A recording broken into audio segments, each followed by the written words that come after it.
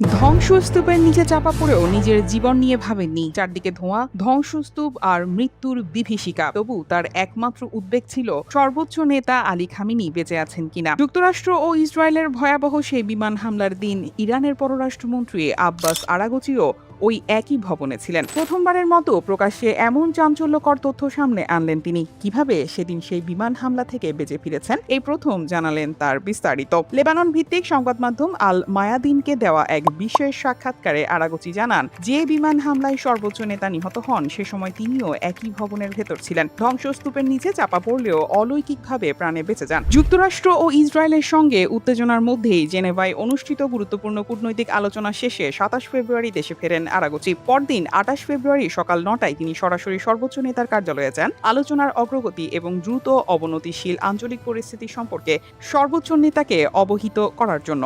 Araghchi বলেন, জেনেভার আলোচনার পর পরিস্থিতি এমন দিকে মোড় নিয়েছিল যা যুদ্ধের সম্ভাবনাকে আরো জোরালো করে তুলেছিল। সেই তথ্যই খামেনির কাছে তুলে ধরতে চেয়েছিলেন, কিন্তু তার আগেই অন্য এক বৈঠক চলাকালে ভবনটি বিমান হামলার শিকার হয়। ইরানের পররাষ্ট্রমন্ত্রী বলেন, ভবনের যে অংশে তিনি অবস্থান করছিলেন সেটি পুরোপুরি ধ্বংস না হলেও প্রচণ্ড বিস্ফোরণে ক্ষতিগ্রস্ত হয় এবং তিনি ধ্বংসস্তূপের নিচে আটকা পড়েন। সেই মুহূর্তে স্মৃতিচারণ করতে গিয়ে আরাগচি জানান, তখন নিজের জীবন রক্ষার চেয়ে তার বড় উদ্বেগ ছিল সর্বোচ্চ নেতার নিরাপত্তা। আরাগচি বলেন, সাইয়েদ আলী খামেনির শাহাদাতের মুহূর্তে আমি তার কার্যালয়ে ছিলাম।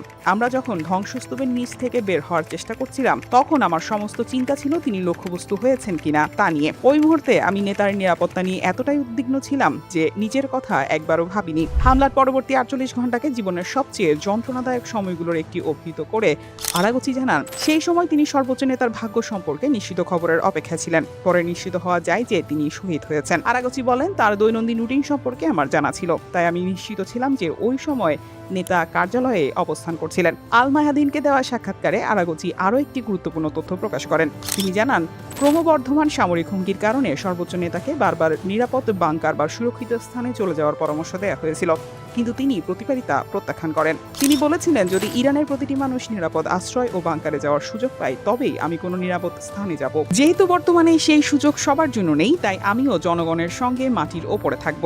আমার জনগণের যা হবে আমারও তাই হবে। এই সূত্রে আরাগচি বলেন, আমাদের নেতা মানুষের হৃদয় শাসন করতেন। মৃত্যুর আগ পর্যন্ত আলী খামেনি সরাসরি যুদ্ধ সংক্রান্ত নির্দেশনা দিয়ে গেছেন বলে সাক্ষাৎকারে জানিয়েছেন আরাগচি। তার পুত্র বর্তমান সর্বোচ্চ নেতা মোস্তফা খামেনি রাষ্ট্রীয় বিষয়গুলোতে দৃঢ় কর্তৃত্ব প্রতিষ্ঠা করেছেন বলেও জানান তিনি। শুধু স্মৃতিচারণ নয়, সাক্ষাৎকারে ইরানের বর্তমান রাজনৈতিক ও সামরিক অবস্থান নিয়েও কথা বলেন ইরানের পররাষ্ট্রমন্ত্রী।